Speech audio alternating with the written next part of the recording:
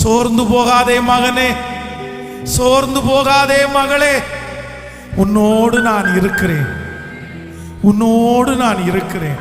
உன் பலன் இருக்கும் போது உன்னோடு நான் இருந்தேன், நீ பலவீனப்படும் போதும் உன்னோடு நான் இருக்கிறேன்.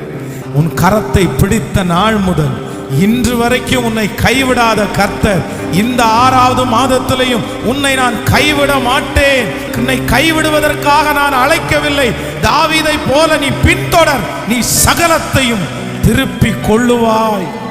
நீ இழந்த பதவி உங்களுக்கு திரும்ப வரும், நீ இழந்த இடம் உங்களுக்கு திரும்ப வரும்.